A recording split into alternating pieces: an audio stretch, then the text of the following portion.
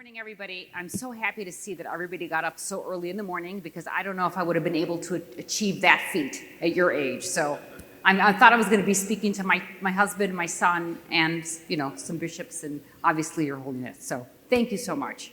I want to thank everybody so much for inviting me here to speak. It's an absolute honor. Your Eminence, thank you very much. This is an honor for me. I'm so happy to be able to share my story of what it means to fulfill your purpose.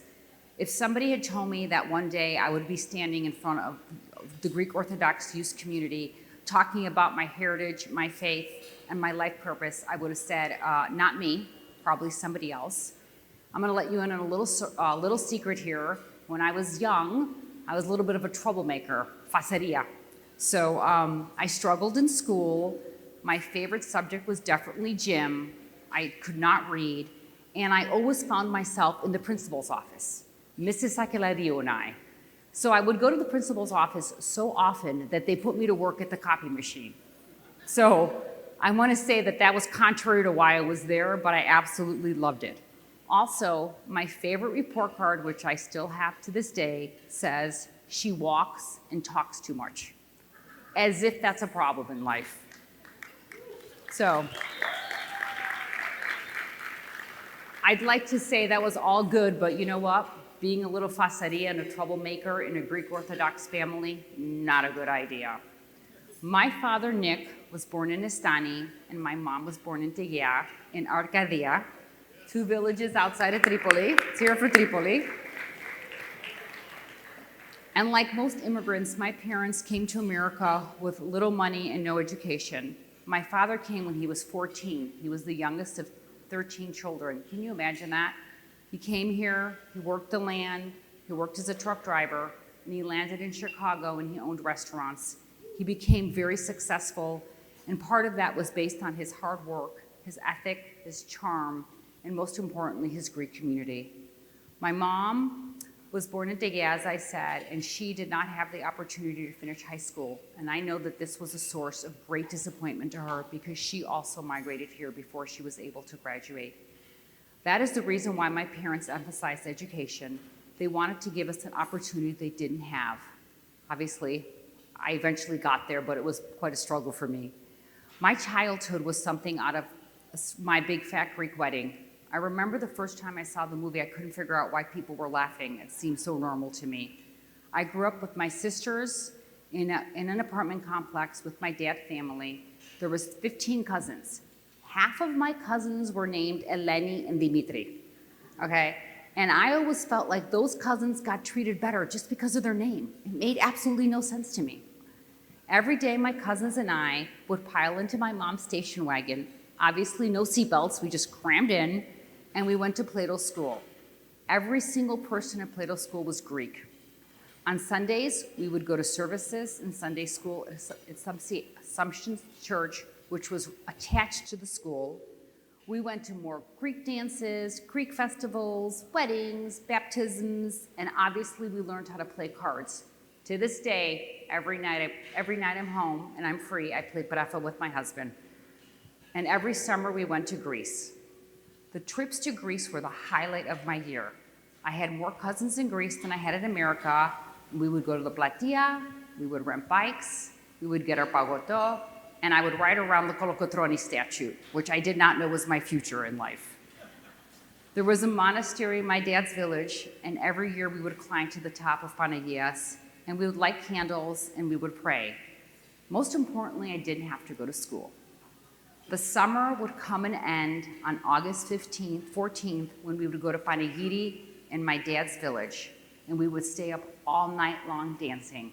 And I would like you guys to know I was not a good student, but I was an amazing dancer, and we would have so much fun. Unfortunately, the party did not last for too long, and we would come back to the States, and I would have to go back to school. And I felt so bad for my parents because they kept pushing, and they were getting nowhere. So at some point in my life, I remember every night I would pray to God, and my prayer would be, please give me straight A's. You know what? That did not work. God had other plans for me. So I will say, thank God, My academic education was just as important as my spiritual education for my parents. And you know what? I was quite a good student in Sunday school, probably because there wasn't a lot of grading going on and there was no tests. Every Sunday, we would listen to Father Dimitrios Trandafilis make sense of the Greek Orthodox faith and the teaching of the church for us. Father Triandafilis was one of the kindest, most compassionate people that I ever met. I remember thinking when he would be giving his sermons up, like they had it up on a pedestal, that, oh my God, this is what God must sound like. After church, we would go to Sunday school, and I could be a busy bee there. Everything was about the Bible and the teaching of Christ, but it was through arts and craft, which I absolutely loved. Our Sunday school teachers taught us about compassion, humility, and honesty, principles that guide my personal and professional life to this day. The faiths and the teachings of the Greek Orthodox faith grounded me and provided me with a spiritual foundation upon which I built my life and my success upon. Somehow, I made it through high school and college. I actually got better at school a little bit. I guess God was listening after all. And it was a huge source of pride for my parents. I come from a family, there's 4 sisters. We're all lawyers. If you can imagine, the holidays could get a little feisty at times. My sisters and I used to joke that the reason we were going to law school was to get better husbands. I think it worked.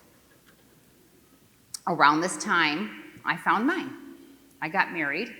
I married somebody from my parents' hometown of Tripoli, Matina Kolokotronis. Doesn't get any better than that. Had I known when I was riding my podilato around Palati, I was going to marry Kolokotronis.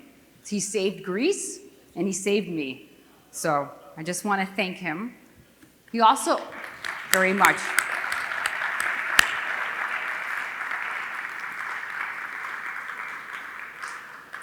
So Didi had gone to business school at Cal, which was very impressive to me. And he worked as a developer, his father, with his uncle in Sacramento. I had never been to California. So when we were moving to California, I had a vision of California that was like the movies. There was going to be movie stars, and there was going to be palm trees and beaches, and I was going to shop at Rodeo Drive. And I remember when I left my cousins to Chicago, I was like, see ya. I'll be tan next time you see me. When I arrived in Sacramento, I was stunned. Sacramento, if you haven't been there before, it's beautiful now. 30 years ago, it was just tumbleweeds and farmlands and no high-rises. I remember my husband was taking me somewhere and I kept saying, where's downtown? And he said, we drove through it, and I would cry. It was terrible. I was homesick and I was in culture shock. But somehow I knew there was one place that I could go to find familiarity and community, and that was the church. So I went to the Annunciation Greek Orthodox Church, and I became involved in the community in Sacramento. The priest at the church at the time was Father Doges, and he reminded me a lot of Father Triandafilis.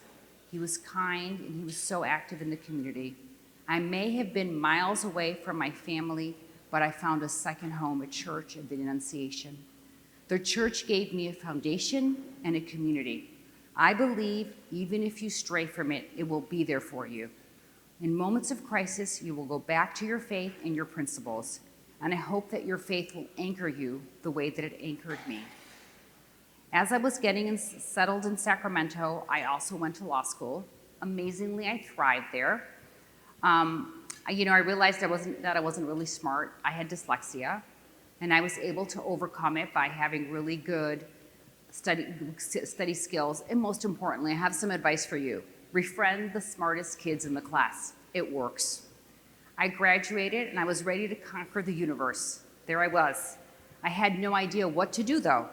So like any good Greek child, I entered the family business. I took a job in a real estate firm. I absolutely hated it. I didn't have a sense of purpose, I was bored, and I really didn't know what to do. And you know what? At that moment, Nancy Miller entered my life. Another point of advice, get a mentor. Nancy Miller worked at a mission-driven firm, and she was a woman who I believed had it all. Children, a career, faith, and a purpose. And I went to work for her. She's actually one of my best friends today. and it really worked out to be wonderful for me. Now, growing up, I did not know many women who worked. So my model was that of a housewife, which, you know what, is actually the hardest job you'll ever do, which is probably why I went to work. Seriously. But you know what? I was curious and wanted something else for myself, so I decided to stay working. At the same time, my husband and I had 3 wonderful children, Constantine, Marissa, and my Nicola. Nicholas is here and he's single, everybody. So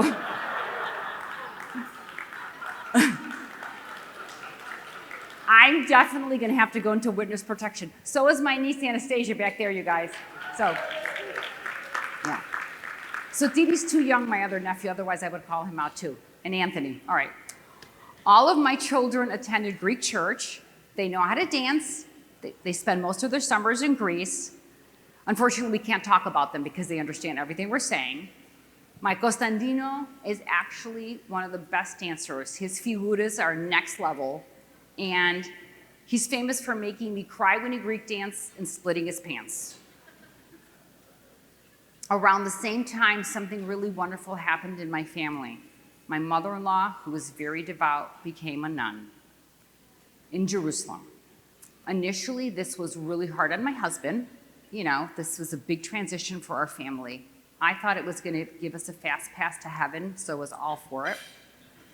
She prayed and she was very devout, and because of her, we got the opportunity as a family to take some amazing trips to Jerusalem.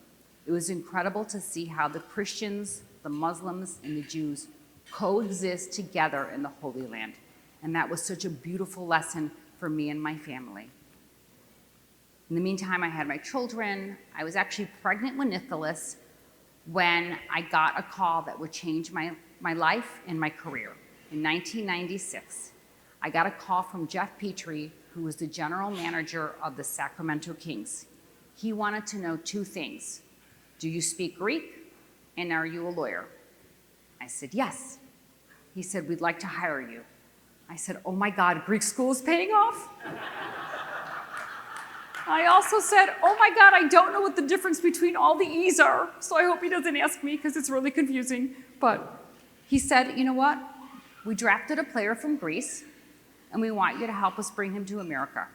That player was Peja Stojakovic. Clearly not a Greek. However, Peja was in Greece at the time, and he was playing basketball, and he spoke Greek, and he was also Eastern Orthodox. He's Serbian Orthodox. He's my son's Cubato right now, so we've really like a little brother to me. That was a pivotal moment in my life. Logically, it did not make sense for me to say yes. I was actually home on maternity leave with Nicholas.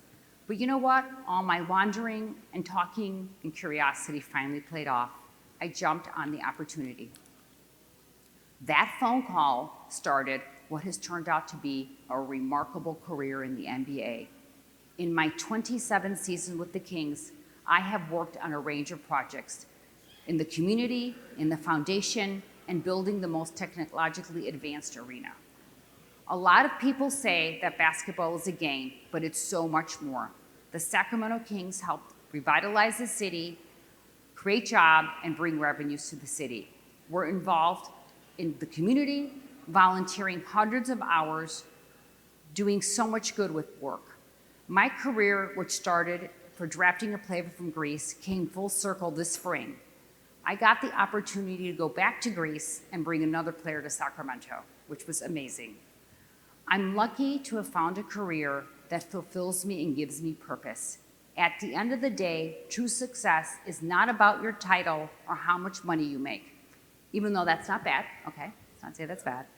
It's about whether the work you do every day aligns with your values. My Greek Orthodox faith and my Greek community instilled in me the values of compassion, humility, and honesty. Through my works at the Kings, I get to implement those values every day. Another way I keep my faith alive is through my children. We tried our best to raise our kids with the Orthodox faith and our principles. In fact, my youngest, Nicholas, Nikki, I'm going to tell a little story about you now, so don't kill me. When he finished post-pandemic, he got his master's, came to me and he said, I'm going to go do some service in the world. I said, no, you're not. You're going to go to work. And then Nikki, being number 3 and getting whatever he wants, said, I'm going to go to Greece. I'm going to go to the island of Lesbos. I'm going to work on my Greek, and I'm going to work on the refugee crisis. So, of course, I said yes. So Nicholas went to Greece and did his service, and then Nicholas went to Colombia and did 6 more months of service. And then I was expecting him to come home. He said, no, Mom, I'm going to Africa. And I said to my husband, so Didi, tell him he's not going. And so Didi said, yes, honey, which is code for I'm not going to do anything. So I went to Nikki and I said, you can't go. Nikki, being a crafty 3rd child, came to me and said, Mom, I'm going to the Greek Orthodox Church to work for Bishop Themis to run their soccer program. My heart melted. I said, Nikki, that's where you need to be. Nikki just got back from Africa serving our church, so thank you, Nicholas.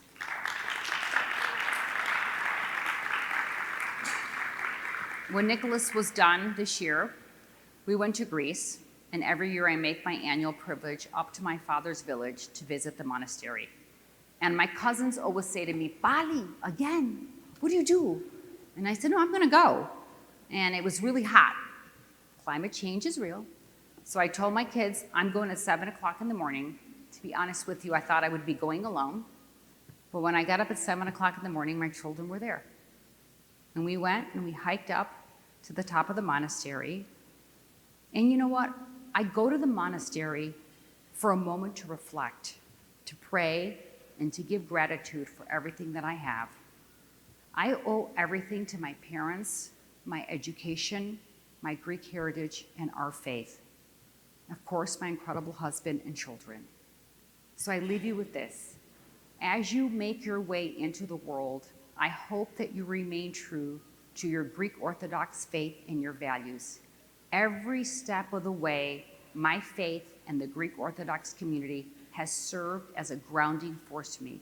If you serve your community, if you are empathetic and kind, you will always find fulfillment. All the success in the world is not important if you have to sacrifice your values. Thank you very much.